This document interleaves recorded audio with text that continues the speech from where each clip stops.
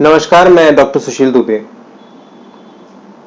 Case taking एक ऐसा subject है जिस पर जितनी बात की जाए उतना कम है। केस टेकिंग एक ऐसा सब्जेक्ट है जो डेली हमारा इम्प्रूव होता रहता है, रेगुलरली वो इम्प्रूव होता रहता है।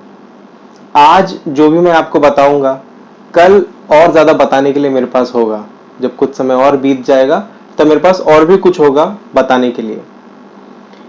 आज से कुछ महीनों पहले या कुछ साल पहले अगर मैंने कोई इस तरह का लेक्चर लिया होगा और आज के लेक्चर को अगर आप कंपेयर करेंगे तो उसमें कहीं ना कहीं आपको एक अपग्रेडेशन नजर आएगा, क्योंकि केस टेकिंग एक ऐसा टैलेंट है जो आप जितना प्रैक्टिस करते हैं उतना ही बेहतर वो होता जाता है, उतना ही बढ़िया आपका स्किल डेवलप होता चला जाता है। मैं ये बात पहले भी कह चुका हूं, अपनी मेरी जो बुक है रूब्रिकिज्म उसमें भी मैंने कही है, और जब भी मैं केस टेकिंग की बात करता हूं तब हमेशा ये उदाहरण देता हूं, ये एक एग्जाम्पल देता हूं और मैं कहता हूं, और आज यहां फिर से दोहरा रहा हूं कि किसी को भी अगर कोई बिल्डिंग बनानी है तो उस बिल्डिंग को खड़ा करने के लिए एक मजबूत और स्ट्रांग फाउंडेशन की जरूरत होती है। उसका फाउंडेशन जितना मजबूत होगा, जितना बढ़िया फाउंडेशन होगा, उतनी ही मजबूत और बुलंद इमारत होगी। यही फाउंडेशन, यही बुनियाद सबसे मुख्य पहलू होता है जो पूरी बिल्डिंग का बोझ संभाल के रखता है। बुरे समय में ये इस बिल्डिंग की रक्षा करता है। फिर चाहे कितनी ही आंधी आ जाए, कितना ही तूफान आ जाए, या कोई अर्थक्वेक आ जाए, भूकंप आ जाए, बिल्डिंग को नुकसान नहीं होता। नुकसान क्यों नहीं होता? क्योंकि उसकी बुनियाद मजबूत है, उसका फाउंडेशन स्ट्रांग है। अगर बुनियाद मजबूत है तो बिल्डिंग को कोई नुकसान नहीं होगा, बिल्डिंग को कोई क्षति नहीं होगी। बिल्कुल इसी तरह से अगर आपको एक अच्छी होम्योपैथिक प्रैक्टिस को सेटअप करना है तो आपको अपने केस टेकिंग स्किल्स के टैलेंट को और मजबूत करना होगा। इसी केस टेकिंग से आप टोटलिटी ऑफ सिम्टम्स की इमारत को खड़ा कर पाएंगे। अच्छा केस टेकिंग होगा तो अच्छी बुनियाद होगी, अच्छी बुनियाद होगी तो अच्छी टोटलिटी बनेगी, अच्छी टोटलिटी होगी तो सबसे बढ़िया रेमेडी, सबसे अधिक जो सिमिलिमम होगा, जो सबसे सटीक रेमेडी होगी, वो निकल कर आएगी इसी हिस्ट्री से। ज्यादातर ये देखने में आता है कि स्टूडेंट्स अपना पूरा फोकस सिर्फ रूब्रिक्स और मटीरिया मेडिका पर कंसंट्रेट करते हैं। चलो मान लेते हैं कि आपको बहुत सारे रूब्रिक्स का मीनिंग पता चल गया और आपको मटीरिया मेडिका में भी बहुत सारी रेमेडीज का नॉलेज है, लेकिन अगर इसका एप्लीकेशन नहीं आया तो गड़बड़ हो जाएगा। अगर केस टेकिंग का स्किल नहीं होगा तो दोनों नॉलेज व्यर्थ हो जाएंगे। आपको पता ही नहीं चलेगा कि सिम्टम्स को पेशेंट से निकालना कैसे है, कब किस केस में कौन सा क्वेश्चन किस तरीके से पूछना है, ये डेवलप ही नहीं हो पाएगा अगर केस टेकिंग को नेग्लेक्ट किया गया तो। केस टेकिंग से ही हम ऐसे फाइनर इंफॉर्मेशंस को निकाल पाते हैं जिससे हम पहले रूब्रिक्स को डिफरेंशिएट करते हैं और फिर अंत में रेमेडीज को हम डिफरेंशिएट कर पाते हैं। केस टेकिंग मेरे विचार से पूरी होम्योपैथिक प्रैक्टिस का क्रक्स है। ये होम्योपैथिक प्रैक्टिस का एक ऐसा भाग है जो सबसे महत्वपूर्ण स्थान रखता है और इसको बिल्कुल भी नेग्लेक्ट नहीं करना चाहिए। शायद इसीलिए डॉक्टर एलिजाबेथ राइट ने लिखा है कि a well taken case is half cured. पर ये केस है क्या? आप लोगों को पता ही होगा, एक ऐसा इंसिडेंस हुआ था जब डॉक्टर केंट के पास एक स्टूडेंट केस प्रेजेंट करने के लिए गया। तब डॉक्टर केंट ने सभी पेपर्स को देखा, पूरा पढ़ा और पढ़ने के बाद कहा कि you have lot of information, lot of symptoms, but there is no case. मतलब आपने पेजेस पर पेजेस भर लिए, बहुत सारे नंबर ऑफ सिम्टम्स को लिख लिया, पर उसमें केस नहीं है। फिर केस है क्या? अगर ये पेजेस भरना केस नहीं है तो फिर केस क्या है? आप लोगों ने यह भी अनुभव किया होगा कि जब भी हम कोई केस लेते हैं फिर चाहे वो एक्यूट केस हो या कोई क्रॉनिक केस हो, तब उस समय पेशेंट जो भी डिटेल्स देता है वो सभी स्कैटर्ड होते हैं, सभी बिखरे हुए होते हैं। थोड़ा इधर से बोल दिया, थोड़ा उधर से बोल दिया, थोड़ा कभी पैर के बारे में बता दिया, तो कभी सिर के बारे में बता दिया, तो कहीं बीच में अपने बिहेवियर के बारे में बता दिया। डिटेल्स में टूटी हुई कड़ियां होती हैं।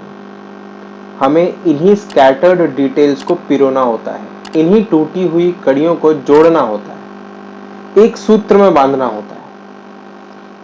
पेशेंट जो है वो कभी भी हमारे प्रिंटेड केस टेकिंग फॉर्मेट में जो सिस्टमैटिक तरीके से ऑर्डर में होता है, उस तरीके से, उस फॉर्मेट में सिस्टमैटिक तरीके से ऑर्डर से हमको कभी नहीं बताता। वो बस बोलता है। हमें इन्हीं टूटी हुई कड़ियों को जोड़ना होता है। वो जो कुछ भी बोल रहा होता है उस समय हमको अलर्ट पर रहना होता है और सभी जो भी बिखरे हुए चीजें हैं उनको एकत्र करना होता है। मैं अक्सर ये एग्जाम्पल देता हूँ, जैसे जब हम लोग छोटे थे तो स्कूल में ड्राइंग की किताबों में या हमारे जो बुक्स होते थे लिखने वाली, उनके पीछे एक कुछ फिगर्स बने होते थे। एक रैंडम सा फिगर होता था, कुछ पता नहीं होता था कि वो क्या है, और उन सभी फिगर में कुछ डॉट्स होते थे जिनमें 1 2 3 इस तरीके से सीरियल नंबर लिखे हुए होते थे। जब हम इन सभी नंबर्स को एक एक करके जोड़ देते थे तब वो आकृति समझ आ जाती थी कि अरे ये तो चिड़िया है, अरे ये तो हाथी है, अरे ये तो डायनासोर बन गया, अरे ये तो घर बन गया। बिल्कुल इसी तरीके से केस टेकिंग में भी ऐसे ही एक एक कड़ी को जोड़ना है। जैसे ही सभी कड़ियां जुड़ जाएंगी, रेमेडी की आकृति अपने आप उभर जाएगी। स्टूडेंट्स के बीच आजकल एक ट्रेंड सा चल पड़ा है, सभी स्टूडेंट्स को सिर्फ माइंड के रूब्रिक्स जानने हैं, सभी को सिर्फ पेशेंट के बिहेवियर में इंटरेस्ट है। कोई भी स्टूडेंट चीफ कंप्लेंट को एक्सप्लोर करना नहीं चाहता, वो उसे नेग्लेक्ट करके आगे बढ़ जाते हैं। चीफ कंप्लेंट्स को अगर अबैंडन कर देते हैं तो मसला थोड़ा सा गंभीर हो सकता है। हम ये बात भूल जाते हैं कि ये पेशेंट हमारे पास अपना बिहेवियर ठीक कराने नहीं आया है, ये पेशेंट हमारे पास अपनी एक प्रॉब्लम लेकर आया है और उसका चीफ कंप्लेंट ही है जो उसका मेन प्रॉब्लम है। और हम उसके चीफ कंप्लेंट को छोड़कर, उसकी प्रॉब्लम्स को छोड़कर बाकी सब पूछना चाहते हैं। पेशेंट की जो तकलीफ है उसको एक आध बार कहीं यहाँ वहाँ कोने में लिख दिया और फिर उसको वहीं छोड़ देते हैं, उसकी गहराइयों में हम नहीं उतरते। फॉर एग्जाम्पल, अगर कोई पेशेंट है जिसे सिर दर्द की शिकायत है, तो हम केस पेपर में कहीं शुरुआत में ऐसे कहीं कोने में लिख देंगे कि हेड पेन या हेडेक, इतना लिखकर उससे हम पीछा छुड़ा लेते हैं, हम उसको छोड़ देते हैं। अगर हम पूरा केस पेपर भी अगर हम ढूंढ लें तो हमको इससे ज्यादा डिटेल्स उसमें नहीं मिल पाएंगे। उसके डिटेल्स को स्किप करने का ट्रेंड सा चल पड़ा है। ध्यान रखिए, ये डिटेल्स भी बहुत जरूरी होते हैं और ये जो ट्रेंड है ये बहुत गलत ट्रेंड है। अगर आप उसके हेड पेन की कंप्लेंट्स को डिटेल में पूछेंगे, अगर आप उसके जो चीफ कंप्लेंट है उसको अगर आप उसकी गहराइयों में उतरकर पूछेंगे तो आपको बहुत सारे मोती उसमें मिलेंगे। आपको उसका बिहेवियर भी वहीं उसी चीफ कंप्लेंट में उसका रिएक्शन भी पता चल जाएगा।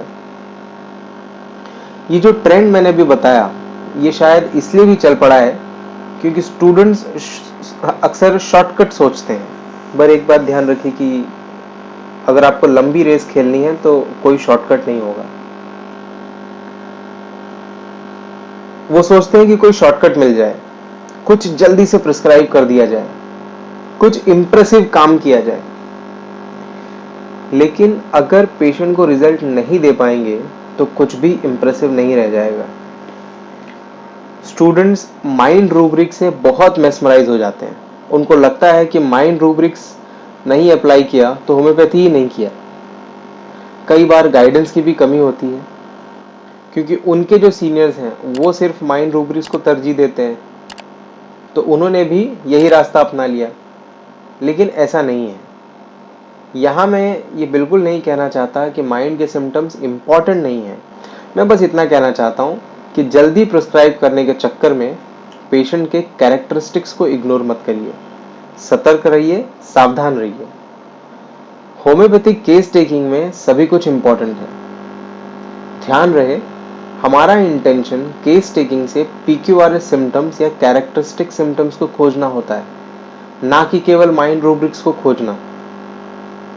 अगर हमें माइंड रूब्रिक्स ही ढूंढना होता तो बाकी के जो सेक्शंस है रिपोर्टरी में उसको लिखने की या उसको प्रिंट करने की जरूरत ही क्या थी? हेड के सेक्शन की क्या जरूरत थी? बाकी जो ऑर्गन स्पेसिफिक सेक्शंस हैं उनकी क्या जरूरत थी? सिर्फ माइंड रूब्रिक्स का ही एक बुक बन जाता और उसी से सब रिपोर्टराइज करते। जैसा कि मैंने कहा, होम्योपैथिक केस टेकिंग में सब कुछ इंपॉर्टेंट है। कैरेक्टरिस्टिक सिम्टम्स या इंडिविजुअलाइजिंग सिम्टम्स आपको कहीं भी किसी भी ऑर्गन में मिल सकते हैं, किसी भी सेक्शन में मिल सकते हैं। हो सकता है चीफ कंप्लेंट्स के डिटेल में ही मिल जाएं, और ये भी हो सकता है कि आपको चीफ कंप्लेंट में ना मिले, आपको और आगे जाना पड़े, आपको माइंड में ही जाके कुछ मिले। ये भी हो सकता है कि उसके पास्ट हिस्ट्री या फैमिली हिस्ट्री से मिल जाए, या कि फिजिकल जनरल्स में मिल जाए, जैसे thermal thirst, appetite, desire, aversion, bowel bladder, perspiration, sleep, dreams, sexual habits, इन सब में मिल जाए कहीं। और ये भी हो सकता है कि माइंड में ही मिले। इसलिए केस टेकिंग करते वक्त सभी कोनों में झांकना चाहिए, सभी तरह के क्वेश्चंस को एक्सप्लोर करना चाहिए, सभी जगह से इंक्वायरी करनी चाहिए। केस टेकिंग करते वक्त अपनी आंखें, अपने कान, अपने नाक सब खुले रखने चाहिए। सभी सेंस ऑर्गन्स को अलर्ट पर रखना चाहिए ताकि मामूली से मामूली परिवर्तन भी आप आसानी से भांप सकें। केस टेकिंग में सब कुछ इंपॉर्टेंट है। चीफ कंप्लेंट्स भी इंपॉर्टेंट है, फिजिकल जर्नल्स भी इंपॉर्टेंट है, माइंड भी इंपॉर्टेंट है। कैरेक्टरिस्टिक सिम्टम्स आपको इनमें से किसी भी जगह मिल सकता है, इसलिए सभी के ऊपर ध्यान रखिए, सभी के अंदर इंक्वायरी करिए। सभी का अपना इंपॉर्टेंस है। जहां आपको माइंड नहीं मिल पाएगा वहां आपको पर्टिकुलर्स और जो केस चीफ कंप्लेंट है उसके जो डिटेल्स हैं वो आपको हेल्प करेंगे, और जहां ये सब नहीं मिल पाएगा, वहां जहां ये चीफ कंप्लेंट्स वगैरह नहीं मिल पाएंगे, वहां पर माइंड आपको हेल्प कर सकता है। तो एक इंक्लूसिव केस टेकिंग करिए, सभी को आप इंपॉर्टेंस दीजिए। सिर्फ माइंड रूब्रिक्स के पीछे भागने से एक नुकसान और होता है। कई बार जब हम सिर्फ लीजन्स को देखकर हमें अगर प्रिस्क्राइब करना होता है, यानी अगर कोई माइंड का कोई अगर लैंग्वेज बैरियर है या कोई कहीं और बैठा हुआ और वो वहां से सिर्फ हमको फोटो सेंड कर रहा है, ऐसे में हम माइंड रूब्रिक्स तक एक्सेस नहीं कर पाते। तो अब अगर हमें अपने आप को सिर्फ माइंड रूब्रिक्स के आधार पर तैयारी करवाई है अब तक हमने, तो ऐसे में हम फंस जाएंगे, हम आगे नहीं बढ़ पाएंगे केस में।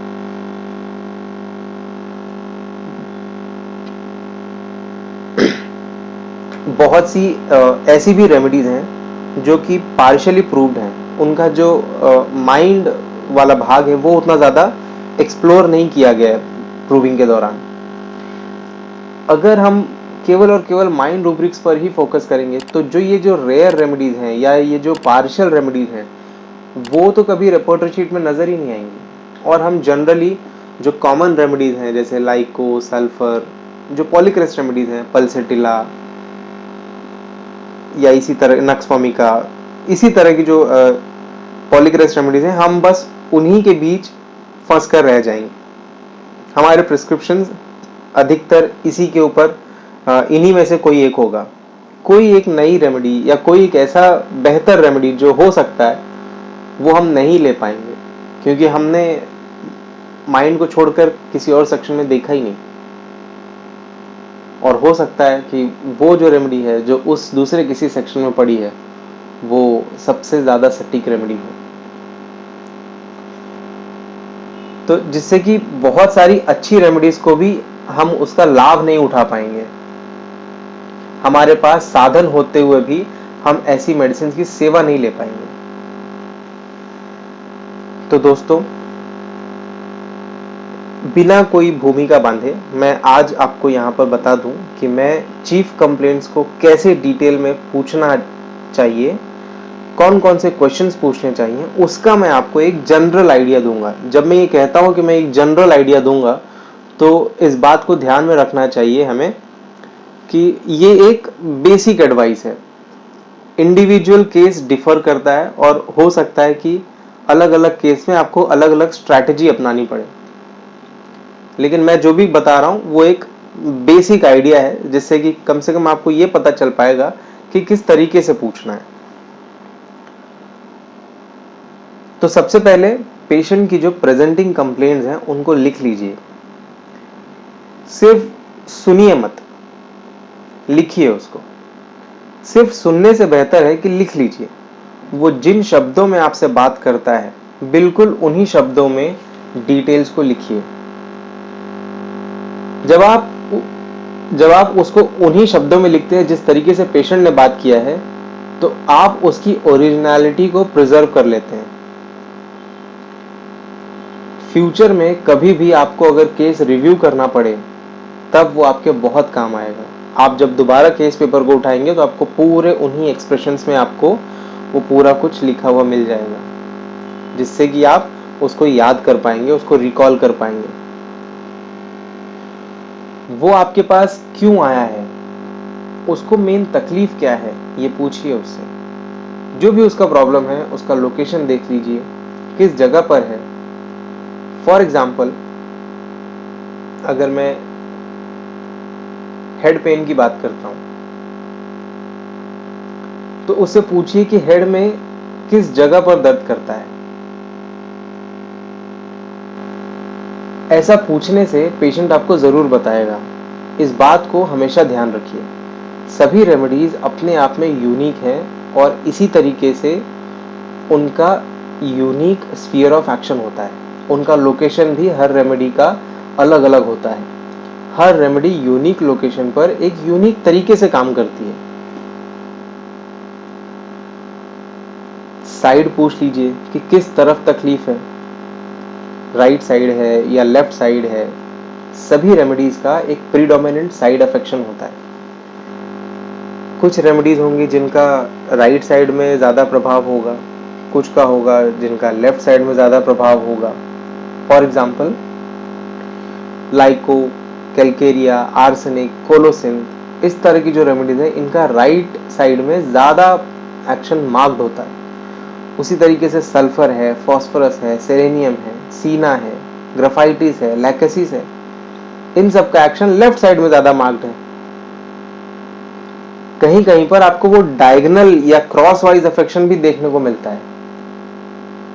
मुझे एक केस ऐसे ही है जो मुझे याद है। मुझे याद इसीलिए है क्योंकि ये डायगोनल अफेक्शन वाला केस था। मेरे एक पेशेंट थे जिनको severe cervical and lumbosacral spondylitis था। उनके राइट शोल्डर में पेन होता था और लेफ्ट थाइज में पेन होता था। इसी सिम्टम के बेसिस पर he received Causticum 1M 1 dose और उन्होंने बहुत अच्छा इंप्रूव किया। He did very well. इसका जो रूब्रिक था वो था general, side, cross wise, right upper, left lower. और इसमें जो कॉस्टिकम है that is suggested by Kent and Bogar. कुछ ऐसे भी केसेस होंगे जहां पेन अल्टरनेट होता है। पेशेंट कहेगा कि दर्द कभी इस साइड आता है तो कभी उस साइड आता है, एक बार इधर आएगा फिर एक बार उधर आएगा। ऐसा ही एक माइग्रेन का केस मुझे याद है जहां उसका हेड पेन अल्टरनेट कर रहा था। अल्टरनेट मतलब कभी एक तरफ, एक बार इस तरफ तो एक बार उस तरफ, एक बार राइट साइड करेगा तो एक बार लेफ्ट साइड करेगा। रूब्रिक है head pen four head in alternating sides. इसमें कई मेडिसिन हैं, लेकिन जो सबसे मार्क्ड है वो है लैक्टैन। इस पेशेंट को लैक्टैन दिया गया था। ऐसा ही एक साइटिका का केस मुझे याद आता है। इसको शायद आप लोगों ने YouTube पर इस केस को आपने देखा भी होगा। इस साइटिका के केस में भी यही अल्टरनेटिंग साइड्स था और उसको लैक्टैन दिया गया था। जिसमें रूब्रिक लिया गया था extremities pain lower limbs sciatica alternating sides lac can single medicine है उसमें।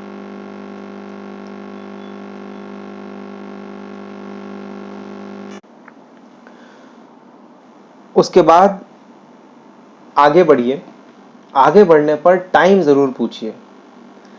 हर एक रेमेडी का एक सेट टाइम होता है जिस समय उसका एक्शन सबसे ज्यादा होता है। जैसे कि हमने अभी बात की कि हर रेमेडी का एक एक्शन यूनिक होता है, और इसी तरह से हर रेमेडी का एक यूनिक टाइम पीरियड होता है जिस समय उनका एक्शन ज्यादा प्रभावशाली दिखता है। जैसे फॉर एग्जांपल 1 AM से लेकर 2 AM के बीच आर्सेनिक, कोलोसिंथ और सल्फर का एक्शन ज्यादा दिखाई देता है। इन रेमेडीज का एग्रीवेशन अक्सर इसी टाइम पर होगा।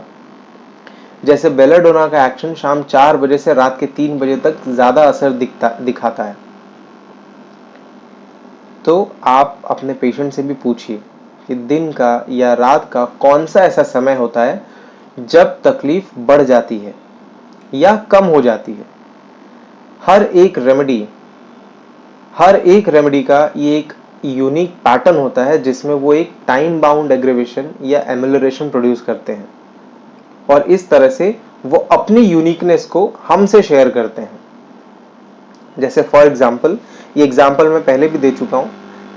मेरे एक पेशेंट थे, बहुत ही बूढ़े से बुजुर्ग किसान, उनको सीओपीडी हो गया था। जब वो मेरे पास आए तो उन्होंने बताया कि उनकी सांस बहुत फूलती है। आगे जब ये पूछा गया कि किस टाइम पर फूलती है तो उनका जवाब आया कि आधी रात को फूलती है। और जब मैंने उनसे और स्पेसिफिक टाइम पूछा कि क्या वो बता सकते हैं कि लगभग किस टाइम पर ये सांस फूलती है, तो उन्होंने बताया कि रात को करीब 1:30 या 2 बजे के आसपास उनकी सांस फूलने लगती है। अब हमारी रेमेडी केवल इसी टाइम की वजह से फाइनल हुई। इस टाइम मोडालिटी ने हमको हेल्प किया कि हम एक सही रेमेडी उनको दे पाए, हम एक सही रेमेडी सिलेक्ट कर पाए। हमारा रूब्रिक था respiration asthmatic night midnight at 0 to 2 hours, और उनको मेडिसिन दी गई आर्स अल्प, जिससे उनका पूरा ब्रेथलेसनेस का प्रॉब्लम सॉल्व हो गया था। ऐसा ही एक और रूब्रिक भी मिलता है रेस्पिरेशन सेक्शन में। वो रूब्रिक है respiration difficult night midnight after 2 hours, और इसमें भी आर साल्व सबसे प्रोमिनेंट रेमेडी है। अभी ये कुछ महीनों पहले की बात है, एक स्टूडेंट ने कांटेक्ट किया कि सर रात को 3 से 4 के बीच में नौशिया होता है, वॉमिटिंग होता है, और कड़वा कड़वा वॉमिटिंग भी होता है। All her complaints were aggravated at midnight in between 3 to 4 AM. She was fine after she received Kali Carb, and the rubric was generals night midnight after 2 hours 2 to 4 hours. Kali Carb single medicine. कई बार time ऐसे इतना fixed नहीं मिलेगा। ऐसे में इस बात पर ध्यान दीजिए कि सुबह, दोपहर या शाम या रात या आधी रात के बाद या अर्ली मॉर्निंग, इनमें से कोई एक टाइम आप चुन सकते हैं। यहां पर मैं बता दूं, बीबीसीआर में इसी तरह के जनरल रूब्रिक्स मिलते हैं। ऐसा ही एक मलेरियल फीवर का केस था जिसको रोज सुबह 8 बजे ही फीवर आता था। सुबह सुबह 8 बजे रोज उसको फीवर आता था। अब इसमें हमको 2 रूब्रिक मिलते हैं। चिल मॉर्निंग 8 hours, मतलब सुबह सुबह 8 बजे फीवर आ जाता था, चिल मॉर्निंग 8 hours।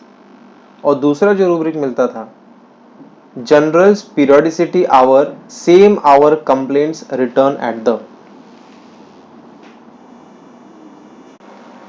इन दोनों रूब्रिक्स के आधार पर, और बाकी के भी ऑफ कोर्स डिटेल्स थे केस में, इन दोनों रूब्रिक्स के आधार पर और बाकी के डिटेल्स के आधार पर the patient received chininum sulph 200 and his fever never returned again after single dose of it. तो ये होता है कैरेक्टरिस्टिक। ये होता है कि अगर आप चीफ कंप्लेंट्स को डिटेल निकालें तो हो सकता है आपको वहीं से इतने सारे क्लूज मिल जाएं। A similar case of liver abscess reported with fever coming only in the evening. सिर्फ शाम को ही फीवर आ रहा है। जब मैंने उनसे पूछा कि ये फीवर का टाइमिंग क्या है, तो एग्जैक्ट टाइम तो वो नहीं बता पाए, लेकिन उन्होंने कहा कि 6 से 7 के आसपास आता है। He received Nux vomica 200 single dose, और इस सिंगल डोज ने not only instantly ceased his fever but also his liver abscesses were found resolving in just a span of 1 month. Rubric was fever, chill absent, evening 1800 hours to 1800 and 1900 hours, जिसमें 2 ही medicine है, Calcarea और nux vomica, और इस patient को हमने nux vomica दिया था। ऑफ कोर्स और भी डिटेल्स थे केस में, लेकिन मैं यहाँ पर आपको टाइम मोडालिटी की इंपॉर्टेंस बताने के लिए ये रूब्रिक बता रहा हूँ। चीफ कंप्लेंट्स को एक्सप्लोर करने का एक तरीका ये भी है कि उसकी मोडालिटीज को एक्सप्लोर किया जाए। मोडालिटीज बहुत बड़ा रोल प्ले करती हैं, पर ये मोडालिटीज हैं क्या? तो मैं संक्षेप में आपको इसकी जानकारी दे देता हूँ। मोडालिटीज वो होते हैं जो सिम्टम्स को या तो इंक्रीज कर देते हैं या उसको कम कर देते हैं।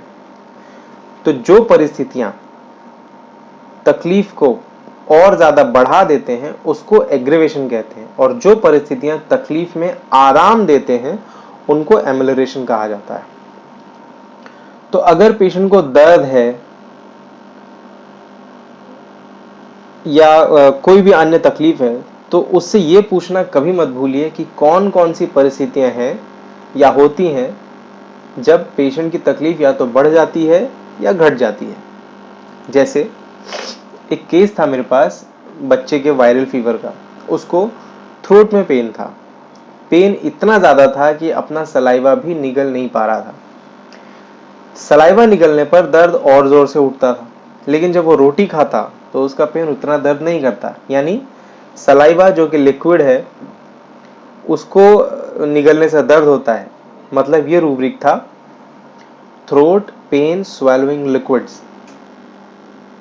और रोटी जो कि सॉलिड होता है उसको निगलने से दर्द नहीं होता है। तो इसका रूब्रिक हुआ throat pain swallowing solids ameliorate, जिसमें 2 ही मेडिसिन है, इग्नेशिया और lachesis. This baby received ignatia 200 single dose, और इन्हीं 2 रूब्रिक्स की मदद से हम इस केस को सॉल्व कर पाए। ऐसे कई केसेस हैं जहां हम मोडालिटीज की इंपॉर्टेंस को समझ सकते हैं। मैं प्रैक्टिस में से कुछ एक एग्जांपल्स दे रहा हूं जो मुझे याद आ रहा है। एक ऐसा ही केस था जिसमें एक बुजुर्ग महिला ने मुझसे संपर्क किया था। उनके हथेलियों के पीछे उभरे हुए दानों की वजह से जो ठीक ही नहीं हो रहा था। उन्होंने अपने संसाधनों के अनुसार सभी तरह के इलाज करवा लिए थे। ये तकलीफ शायद उनको करीब 1 या 2 साल से थी। उनके हथेली के पीछे और उंगलियों में कुछ इरप्शंस थे। देखने में ऐसा लग रहा था जैसे पस भरा हुआ हो, वेसिकुलर टाइप के। उन्होंने एक बहुत ही पेक्युलर मोडालिटी दी कि उनको इचिंग होती है बहुत तेज। जब पूछा कि इसमें आराम कैसे होता है तो पता चला गर्म पानी में हाथ डुबाने से इनको राहत मिलती है, या फिर हाथ पर गरम गरम पानी जब ये उड़ेलती हैं तब इनको उसमें आराम मिलता है, उनको अच्छा लगता है। इसी एक मोडालिटी के ऊपर शी रिसीव्ड रस वेनेटा इन 200 पोटेंसी, एंड उनकी सालों की जो तकलीफ थी कुछ ही दिनों में समाप्त हो गई। इसमें हमें अगर कुछ मिला तो वो केवल मोडालिटी थी। रूब्रिक क्या होगा? एक्सट्रीमिटीज इचिंग हैंड वाटर एमेलोरेट, जिसमें 2 मेडिसिन है, रस्टॉक्स और रस वेनेटा। बोरिक में ऐसा ही रूब्रिक मिलता है, skin pruritus ameliorated from hot water, जिसमें सिंगल मेडिसिन है, रस वेनेटा। अभी कुछ ही दिनों पहले की बात है, एक पेशेंट मिलने आई जिनको वायरल फीवर था, और इस वायरल फीवर के साथ साथ उनका सर काफी दर्द दे रहा था, स्पेशली फोरहेड में। पूछने पर पता चला कि इनको सर्दी भी है साथ में, और जब नाक से पानी गिरता है जो कि थिक है, तो जब ये नाक से पानी गिरता है तब सर दर्द में काफ़ी आराम मिल जाता है। जब तक नोज ब्लॉक होती है तब तक आराम नहीं मिलता, लेकिन जैसे ही नाक का पानी निकलने लगता है उनको सिर में आराम मिल जाता है। अब इसी रूब्रिक के बेसिस पर उस पेशेंट को काली बाइक दिया गया। रूब्रिक था हेड पेन फोरहेड इन नेजल डिस्चार्जेस एमेलरेट्स। अब इसमें केवल 5 मेडिसिन हैं। देखिए, अगर हम चीफ कंप्लेंट्स को एक्सप्लोर करते हैं तो किस तरीके से हम बहुत ही कम समय में छोटे थोड़े रेमेडीज तक हम पहुंच जाते हैं और फिर हमको उसमें डिफरेंशिएट करना आसान हो जाता है। तो इस पेशेंट को काली बाइक दिया गया था। इसके बाद अगर कोई चीज है जिस पर आपका ध्यान अधिक जाना चाहिए, वो है कॉन्कॉमिटेंट। कॉन्कॉमिटेंट्स वो होते हैं जो किसी एक सिम्टम के साथ आते हैं, साथ जाते हैं और उनका आपस में कोई संबंध नहीं होता। मैं एक एग्जांपल बता देता हूँ। जिन लोगों ने भी मेरे पहले के लेक्चर्स देखे हैं या मुझे यूट्यूब पर फॉलो करते हैं, उन सब ने ये केस देखा होगा। मैं ये जो एग्जांपल मैं उसको बता देता हूँ कि ये भी एक किसान का ही केस है। इन्हें भी हुक्का पीने के कारण COPD हुआ था। केस टेकिंग के वक्त जब मैंने इनसे पूछा कि आंखों में आंसू कब आते हैं, मेरा मकसद था कि मैं उनकी इमोशंस को थोड़ा सा कुरेद पाऊँ ताकि कुछ अगर वो इमोशनल हो तो मुझे कुछ जानकारी दें। लेकिन उन्होंने बताया कि जब मैं लैट्रिन करने जाता हूँ तब मुझे आंखों में आंसू आते हैं। अब इसका तो कोई कनेक्शन नहीं था। मैंने काफ़ी एक्सप्लोर करने की कोशिश की कि क्या पेन होता है या कॉन्स्टिपेशन होता है या क्या होता है, क्यों आंसू आ रहे हैं आंखों से। कहते हैं नहीं, मुझे मालूम नहीं, बस जब मैं लैट्रिन करने जाता हूँ तभी आंखों में आंसू आते हैं। अब इसका रूब्रिक है eye lachrymation stool during, single medicine है फॉस्फोरस। जैसे ही मुझे ये सिम्टम मिला, इसके पहले तक मुझे उस केस में कुछ समझ में नहीं आया था, कुछ भी लिंक नहीं बैठ रहा था, लेकिन जैसे ही ये मिला सारे के सारे लिंक बैठ गए। उस पेशेंट को फॉस्फोरस दिया गया और patient was almost 90% better up till his last follow up. अभी कुछ दिन पहले ही हमारे एक परम मित्र ने फ़ोन किया और कहने लगे कि लगता है सर्दी होने वाली है। मैंने पूछा कैसे पता चला आपको कि सर्दी होने वाली है। उन्होंने बताया कि कुछ नहीं, बस पैलेट में थोड़ा इचिंग जैसा लग रहा है और सुबह से थोड़ी बहुत 3-4 बार छींकें आई हैं। Now if you know how to take this symptom, you will easily find this symptom in your repertoire. The rubric is nose, hay fever accompanied by palate itching in, और इसमें 2 ही मेडिसिन है, एगैरिकस और डिऑक्सी। I gave him एगैरिकस। इसमें sensation हम बात कर लेते हैं। अक्सर हम लोग सोचते हैं कि ये सेंसेशन मतलब कुछ सेंसेशनल होगा, कुछ एकदम अजीब सा कुछ होगा, कुछ विचित्र सा होगा, इसलिए हम लोग एक्चुअली सेंसेशन ना ढूंढते हैं और ना ही अगर वो सामने दिखता भी है तो भी हम उसको लेते नहीं है। तो जैसे कि मैंने पहले भी कहा था, हम लोग एक्चुअली सेंसेशन ना ढूंढते हुए सेंसेशन एज इफ ढूंढने लगते हैं कि अच्छा उसको कैसा फील हो रहा है। हम उसके माइंड को ही समझ लेते हैं कि उसका जो माइंड का सिम्टम है वही उसका सेंसेशन है, और ये मिस्टेक होती है हमारी। सेंसेशन का अर्थ होता है कि कैसा महसूस हो रहा है। तो जो ये हेड में जो ये दर्द हो रहा है, तो that pain itself is a type of sensation. जो पेन हो रहा है वही सेंसेशन है, उसको पेन महसूस हो रहा है, मतलब पेन ही उसका सेंसेशन भी है। ये पेन अलग अलग प्रकार के हो सकते हैं। सेंसेशन और भी ज्यादा स्पेसिफिक हो सकता है, जैसे पेन